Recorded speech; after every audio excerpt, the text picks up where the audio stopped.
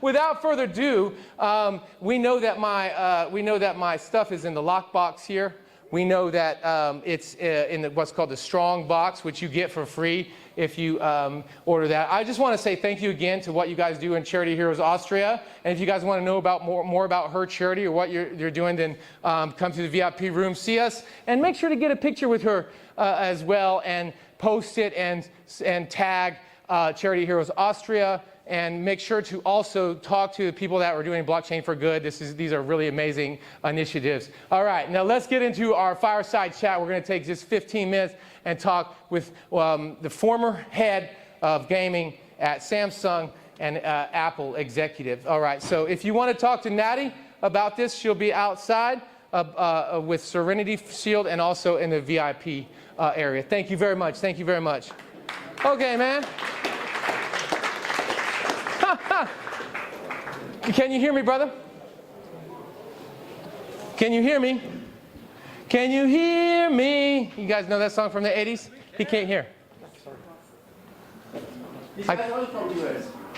Yeah, he's from Silicon Valley. Yeah?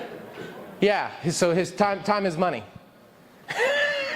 Y'all having a good time tonight? Yeah? All right, don't just sit in here. Make sure to go out to the networking area, and if you got the little card, go find one and come up to VIP.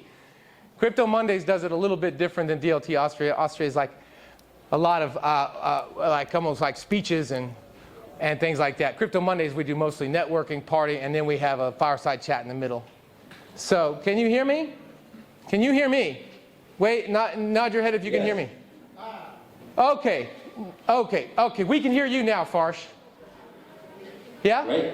Great. Hey, all right. So, guys, Farsh was supposed to be here. Farsh was supposed to be here in person, but due to a last-minute situation, he was not being able to. Just to give you a little background, like I said, former head of Apple Gaming. You guys ever know the Oculus? Anybody have an Oculus? Yeah? He's the guy that made that happen. All right, so we got a big player here, and he's gone. Yeah, baby. And he's now gone to the dark side and joined me. All right, he's joined us over here. So I said that he's gone from the C-suite of the tech companies to now the trenches of Web3. Tell us about your story, Farsh, and where you came from and how you got to this point of all of us degens. Sure. Thank you everyone for having me speak with you today. I actually grew up in San Francisco Bay Area, just south of San Francisco, maybe about halfway between San Francisco and San Jose. Today, that's center of Silicon Valley, actually. And being a kid, and I was a computer nerd, and as you can probably already tell, and growing up in the late 80s, early 90s, that was a great place to be, right? I mean, we went from there in the late 90s when I started hitting the workforce as an adult. I've only worked in tech. Back then, most of tech was PCs and laptops, that sort of thing, and internet-based. I was always involved in gaming. I'm a gamer, lifetime gamer, still game a lot. So I was involved with a lot of gaming systems back then. Around 2008, I was actually in the room with Steve Jobs. I was in the auditorium, Apple auditorium, when he launched the iPhone. And I'll be honest, it was electric. Just talking about it is making my hair stand up. We can see it. It's so good. Yeah. And as soon as I saw the phone, I knew the future computing is going to have to work with these devices. If it didn't, then you're kind of the legacy system. So by 2010, I was mostly working with content and software, mostly games, but a lot of other stuff as well. 2012, I started working at Apple as a consultant, sort of contractor. At that time, I didn't want to work full-time. My kind of job involves a lot of traveling, a lot of hours. I had some family issues. I didn't want to commit to that. But by 2014, I was working full-time at Cupertino, Apple headquarters, and I was there for a few years. I was recruited by Philip Shoemaker, who was actually a friend of Steve's. And in 2008, he convinced them to open an app store for this new phone they were announcing. So he was the one that recruited me to Apple. I was there for a few years. After that, I worked at Unity. I was senior manager of strategic partnerships there, and I worked with advanced tech, VR, AR, XR. Some of the things we worked on is, for example, ray tracing with NVIDIA, which is the grandfather of their AI technology today, actually. There was many other technologies we developed and launched. I specialize in kind of technology that involves a lot of integration and then a lot of go-to-market, the kind of things that are like, move things forward and move the needle. I was at Unity for a couple of years, 2.5 years, I think, and I went to Samsung. I've been at Samsung about 6 years as a director of strategic partnerships in their North American headquarters in Mountain View. It was a great job, great company, got to work with a lot of advanced products. It's the kind of thing I like, working with advanced products. And now I've been at Serenity about five months or so, actually almost 6 months. All right, so you like to work with advanced products, but before we get to advanced products and moving on to what Serenity does, tell us about Steve Jobs for a minute, right? Is there anyone that so you knew who Steve Jobs was? You were there at the Apple iPhone opening in the audience. You've been in Web3 now 6 months. Is there? But you've got an idea of leadership and good leadership. Is there anybody that you've seen or heard of in the area, in our area, in the blockchain industry, that reminds you a bit of old Steve Jobs? There's a lot of stories about Steve, I'll be honest. And I think everybody knows he wasn't the most friendly of guys, but he was legendary. My boss, I reported to Phil Schiller at Apple, who had been there since the beginning. He just actually retired about 1.5 years ago, but he had been there from almost the beginning of Apple. And he told me a story that, I was in high school at the time, right?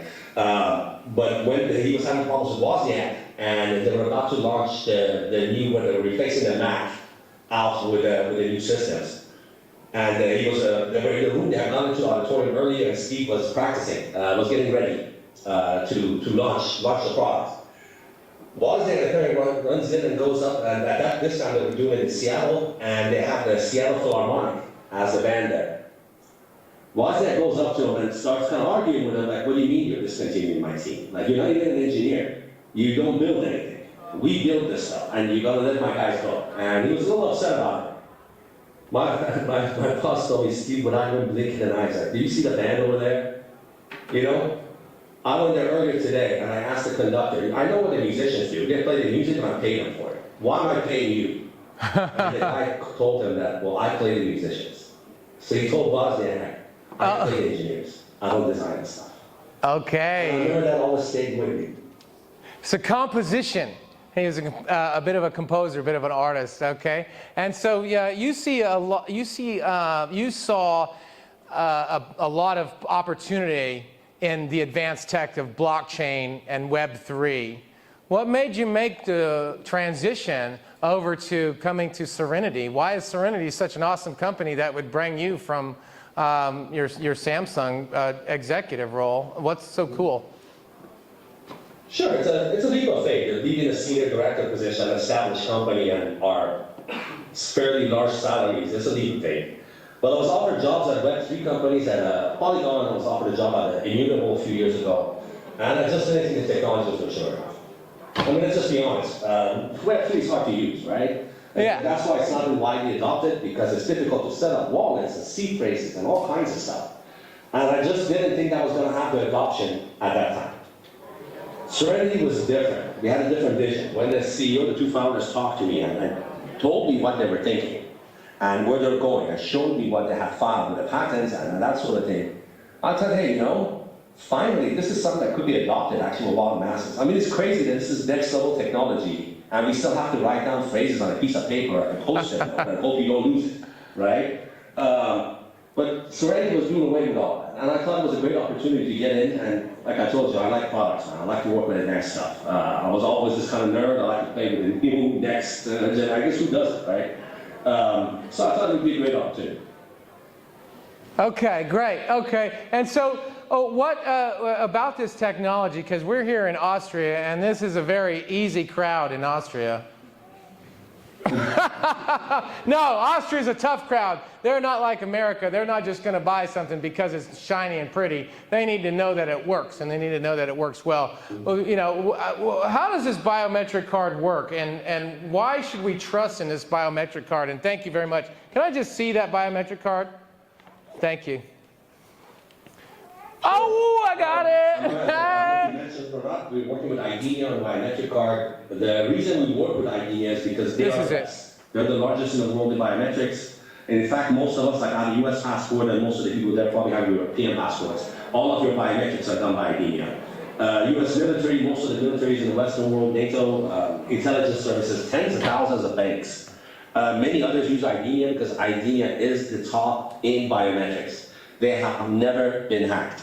That is a multi-billion-dollar company, and their systems are rock solid. We decided to work with them because we wanted to have a different kind of access to the world of Web3. We wanted to get away from what we have now, which is setting up the wallet, setting up the phrases, setting up all that, and we needed to have a secure way to go with it. We see a future where security is different. Right now, anybody who knows about system architecture knows that the biggest risk, the biggest weak link in it is actually us, the users, the humans, right? And everything we use today, there's data everywhere. We all have phones. I have my phone sitting right here, right? This is sending up data all the time. You have no idea where that data is going. And where it's being sitting right now, it's basically based on system architecture that's from the 80s and 90s. It's vulnerable. Every day we hear about hacks, identity thefts. And we've gotten better. We have 2FA and have better software systems, but still the underlying architecture is about 20 or 30 years old. And blockchain is really the next evolution of that. But as I mentioned earlier, it was hard to use. Biometric, it makes that easy for us. In the next few months, we're going to launch multiple products that are going to use that card to be accessed. That card already has a lot of products associated with it, but we'll have much more usage that comes out of that.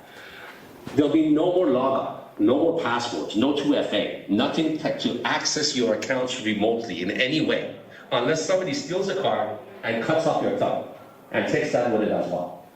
And I mean, we know that's pretty unlikely, right? You might lose your phone, you might lose some stuff, and people hack it all the time.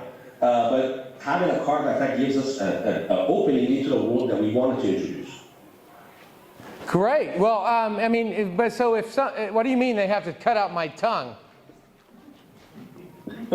I think there's a few people that have wanted to do that already. What? Actually, the biometric accesses our data systems for individual and enterprise as well.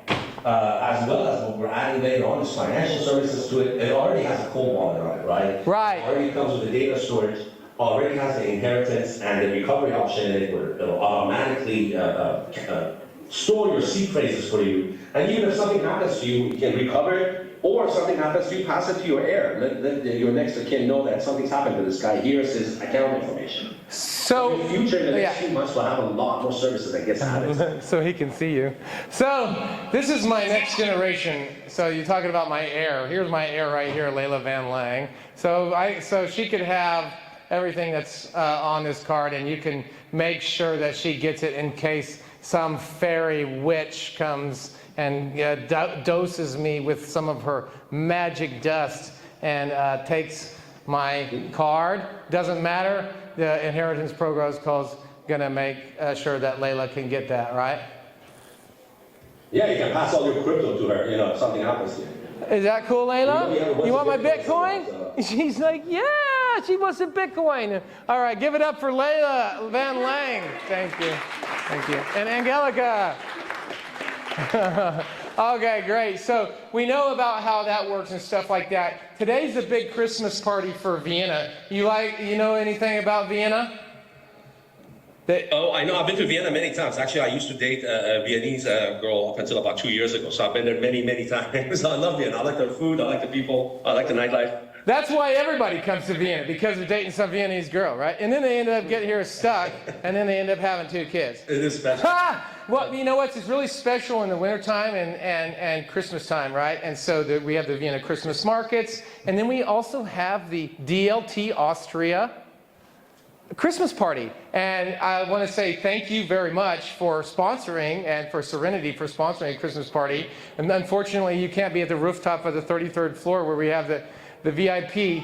Yeah, but we'll come. I'm missing out on it. That's okay, man. I was just actually in Vienna about a month ago for a set of other meetings. So I was actually just there maybe about a month ago. Okay, all right.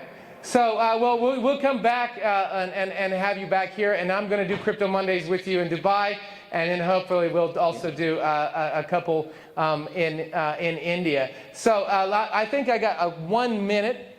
It's enough for at least one question, because I'm super I love these stories like that. I love these stories of these tech guys or finance guys that are top level and they come over to crypto, they come over to Web3. Is there anybody else in this room like that? Somebody was like an executive in finance or in tech, and then they came over to the Web3?